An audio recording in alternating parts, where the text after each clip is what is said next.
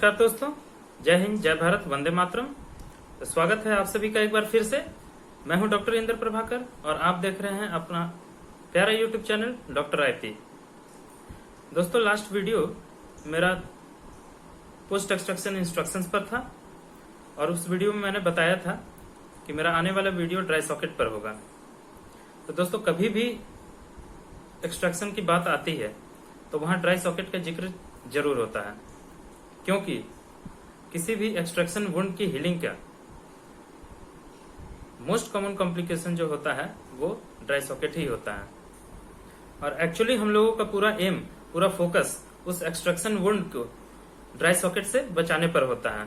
एक बार अगर dry socket से बच गए तो वो घाव बिना किसी दिक्कत के, बिना किसी परेशानी के आराम से हील हो जाता है, वो घाव भर जाता है।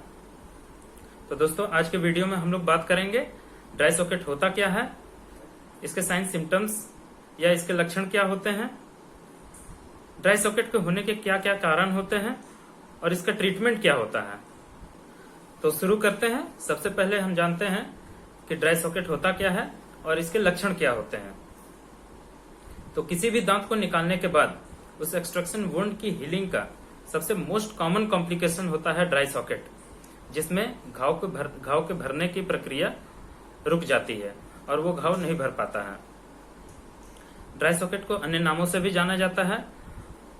कई मेडिकल टर्म्स इसको दिए गए हैं, जैसे एल्वियोलाइटिस सिक्का डोलोरोसा या एल्वियोलाल्जिया या पोस्ट ऑपरेटिव ओस्टाइटिस या लोकलाइज्ड एक्यूट एल्वियोलर ओस्टियोमालाइटिस या एल्वियोलर ओस्टाइटिस। लेकिन इसको ड्राई सॉकेट के नाम से वाइडली जाना जाता है। बहुत ही कॉमन नाम होता है इसका ड्राई सॉकेट। तो जैसा कि हमने लास्ट वीडियो में बताया था, किसी भी सॉकेट की हीलिंग के लिए वहां खून का थक्का या ब्लड क्लॉट का जमना जरूरी होता है और यहीं से नेचुरल हीलिंग की प्रक्रिया शुरू होती है।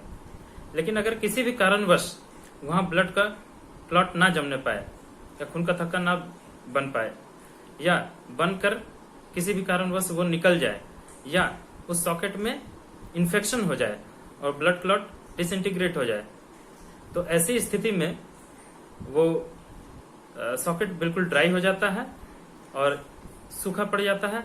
इसी कारणवश इसका नाम पड़ा है ड्राई सॉकेट। ऐसी स्थिति में मरीज को बहुत ही तेज दर्द होने लगता है और ये दर्द दांत निकलवाने के ठीक तीसरे दिन शुरू होता है और लगातार दर्द होता रहता है।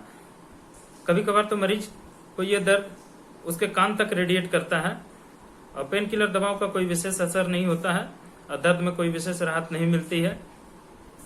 यहाँ तक कि मरीज के सांस लेने पर, पानी पीने पर भी ये दर्द बढ़ जाता है।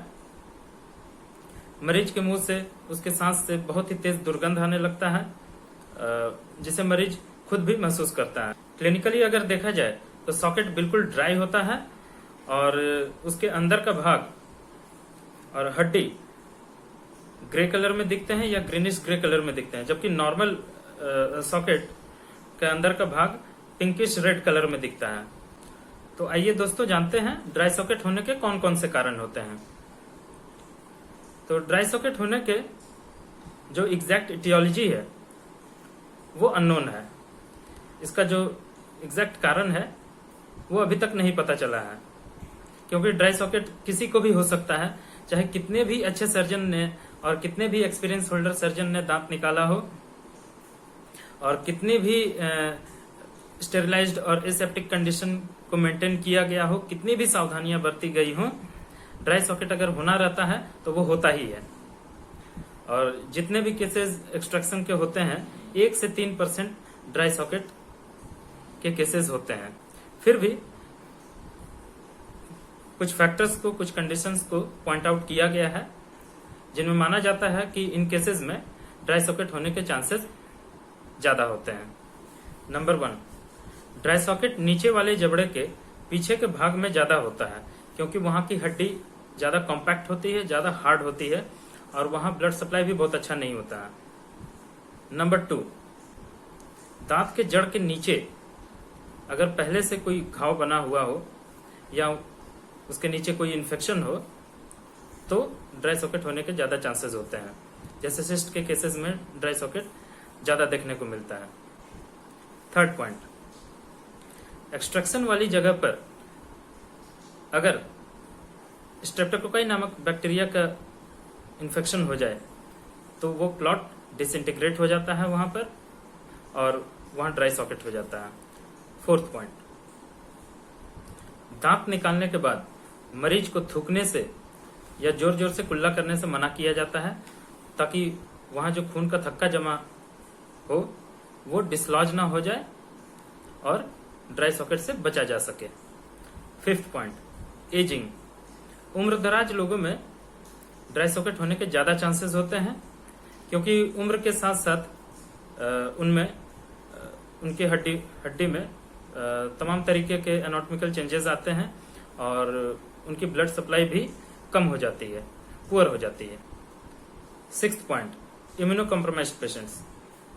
ऐसे मरीज जिनमें रोग प्रतिरोधक क्षमता कम होती है, जिनकी इम्यूनिटी वीक होती है, ऐसे लोगों में जैसे डायबिटिक पेशेंट हुए, एनीमिया के पेशेंट हुए, इनमें ड्राई सॉकेट होने के ज्यादा चांसेस होते हैं। ज्यादा ट्रॉमेटिक एक्सट्रैक्शंस भी अवॉइड करना चाहिए। उस केस में जिनमें दांत निकालने में ज्यादा काट छीट की जाती है, जिनमें सर्जरी करके दांत निकाला जाता है, उनमें ड्राई सॉकेट होने के ज्यादा चांसेस होते हैं। यही कारण होता है कि जो इंफेक्शन के केसेस होते हैं उनमें जैसे मैंडिबुलर लास्ट मोलर में ज्यादा ड्राई सॉकेट देखने को मिलता है। दांत निकालने के बाद एक्सेसिव इरिगेशंस भी अवॉइड करना चाहिए। तो अब बात करते हैं इसके ट्रीटमेंट पर। तो इसका ट्रीटमेंट बहुत ही आसान है। दर्द होने पर मरीज को सीधे डेंटिस्ट के पास जाना चाहिए और हम लोग ऐसे केसेस में सॉकेट को वार्म सलाइन से इरिगेट करते हैं और फिर ऑप्टिडेंट एंटीसेप्टिक ड्रेसिंग्स देते हैं। जैसे जिंक ऑक्साइड यूजिनॉल की हम लोग ड्रेसिंग देते हैं सॉकेट में और with in 10 to 15 minutes patient का सारा पेन सबसाइड हो जाता है। अब चूंकि इस तरीके के सॉकेट की हीलिंग सेकेंडरी इंटेंशन से होती है तो घाव अंदर से भर रहा होता है। घाव जो भरता है वो अंदर की तरफ से भरता है, इसलिए 2 से 3 दिन बाद वो ड्रेसिंग अपने आप लूज हो जाता है और हम लोग पेशेंट को बुला करके उस ड्रेसिंग को चेंज कर देते हैं और फिर से एक नई ड्रेसिंग देते हैं जो पहले वाली ड्रेसिंग से छोटी होती है। कॉटन या गॉज में हम लोग जिंक ऑक्साइड यूजिनॉल की पेस्ट को मिक्स करके उस सॉकेट में डाल देते हैं और पेशेंट को रिलीफ मिल जाता है। तो जनरली 3 से 4 ड्रेसिंग की जरूरत पड़ती है और 3 से 4 ड्रेसिंग में ये इस घाव की प्राइमरी हीलिंग हो जाती है। तो हफ्ता 10 दिन में इसकी ड्रेसिंग कंप्लीट हो जाती है और ये घाव की प्राइमरी हीलिंग कंप्लीट हो जाती है। उम्मीद करता हूं दोस्तों मेरा ये आज का वीडियो आपको अच्छा लगा होगा। अच्छा लगा तो लाइक करें, ज्यादा से ज्यादा शेयर करें और इसी तरीके की जानकारी पाने के लिए मेरे चैनल को सब्सक्राइब करें। तो मिलते हैं दोस्तों नेक्स्ट वीडियो में। तब तक के लिए जय हिंद, जय भारत, वंदे मातरम।